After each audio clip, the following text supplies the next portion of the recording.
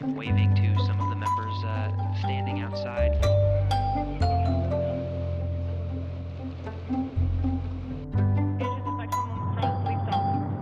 And liftoff. We have liftoff of Nick Hague, Christina Koch, and Alexei Ovchinin, now on their way to the International Space Station. With the assistance of Space Station Commander Oleg Kononenko, Christina Koch of NASA, the first one through the hatch, being greeted by her crewmates aboard the International Space Station. Station, this is Jeremy Markovich from Our State Magazine. How do you hear me? We have you loud and clear. Good to talk to you today. Good to talk with you too. I can't thank you both enough for taking time out of your busy schedules up there at the International Space Station to talk with me. And I wanted to ask you both right off the bat. I understand if I could scrape together enough money here in the future that I might be able to come up to the International Space Station and join you or your colleagues sometime in the future. So if I were to come up, I'm just wondering kind of what is daily life like up there?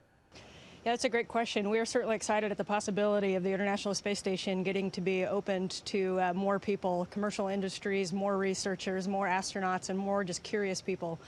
Our typical days are really, there is no typical day. I suppose the most typical is that we work about 12 hours a day.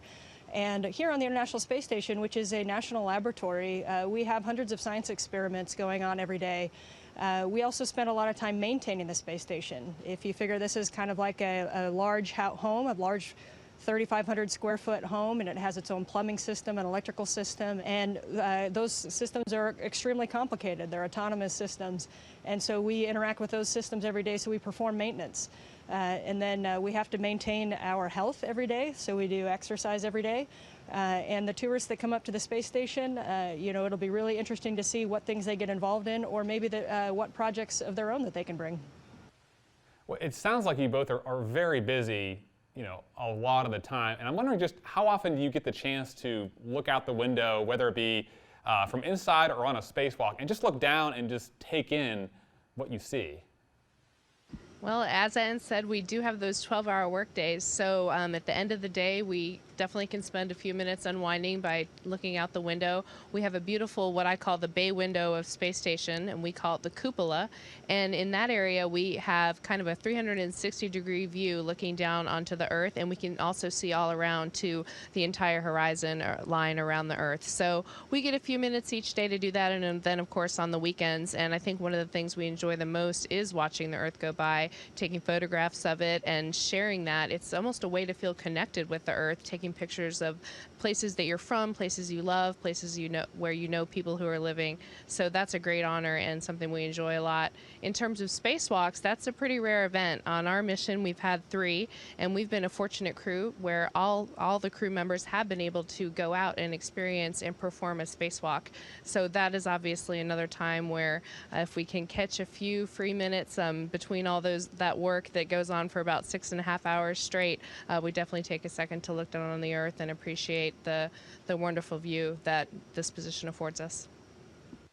Christina, we here in North Carolina were all struck by something that you tweeted back on April 22nd, and it was the first time that you had actually gotten a view of coastal North Carolina, and you said it took your breath away. And as somebody who grew up in Jacksonville, North Carolina, and spent a lot of time in the state during your formative years, what's it like to look down and see the Earth from a place that maybe as a kid you spent a lot of time looking up from?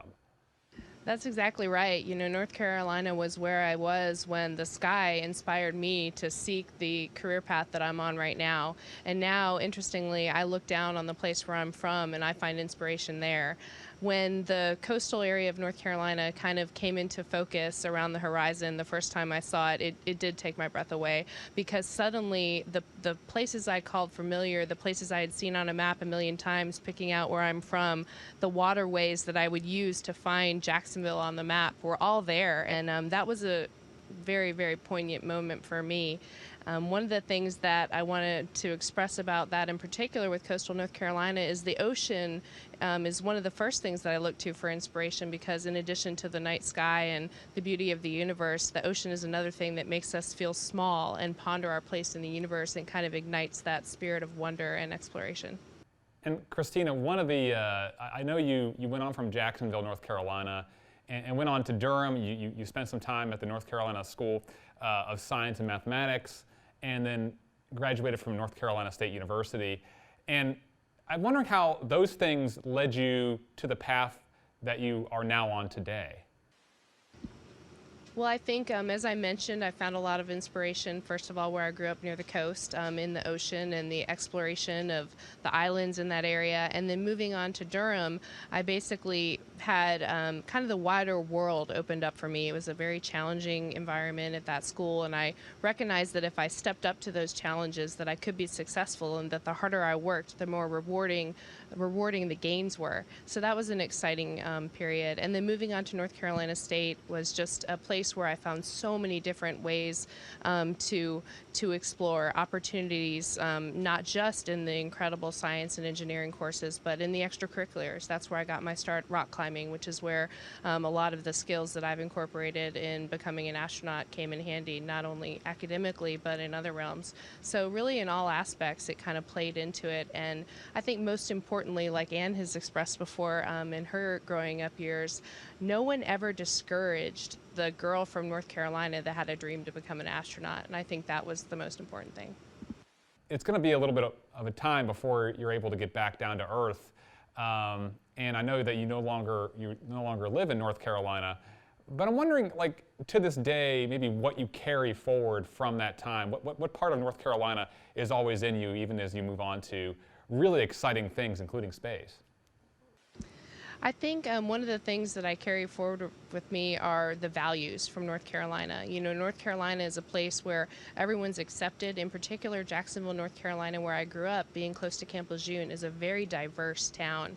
And the open-mindedness that I grew up with around me, and the appreciation for diverse views, and you know, living with people and around people from all over the world. Those are things that have informed me from the time I was very young, and that I continue to take forward. And also just the basic values of North Carolina, I think I rely on a lot in my career and interacting with people. You know, this year is the 50th anniversary of Apollo 11, and I'm wondering how you both feel about being part of this amazing tradition that has started so many years ago and has led us to amazing places that you all are a part of here in present day. What it's like to be an astronaut and look back and see the origins and the beginnings of how all these came together. It's a really incredible honor to be part of our space program at this time, and really any time since the space program started. I think as astronauts, we always talk about perspective. We have this unique vantage point looking back at the Earth and looking out at our solar system. And a lot of times what strikes me is really throughout the history of humanity how lucky I was and we were to be born at this time when we can explore space. I mean, the last 100 some odd years has been just absolutely incredible in the technology development in flight and in space flight. And I cannot imagine where it's going to be in 50 years. For me personally, I am so proud to hold this baton for the short period that I have it. I want to provide as much as I can to our nation and to our world in space exploration, and then proudly hand that baton to the next person to continue this amazing human endeavor of space exploration. So I know you're going to be up in space for a little while longer, but you know, we make a magazine here, and I noticed somebody somehow got a Joel Embiid basketball jersey up into space on the International Space Station. So if we were to maybe try to send a magazine to the International Space Station, what's the address, or how would we get it to you up there? And if that doesn't work, we'll send it to you when you get back. How about that? Yes, you know, it is true that we are able to bring a very small amount of personal items on board station, so that's a way to have the comforts of home up here and to sort of remind us of our connections and to be able to reach out while we're up here. Well, Christina and Anne, I can't thank you both enough for talking with me today, and safe travels, and it's been a real pleasure. Thank you. It's been an honor for us. Station, this is Houston ACR. That concludes the event. Our state magazine station, we are now resuming operational audio communications. That's a good Monday. It's a good Monday when you can talk with people in space. So, and if you're wondering, you talk with people in space on the phone. You just call them up and they patch it through. So That's how you do it.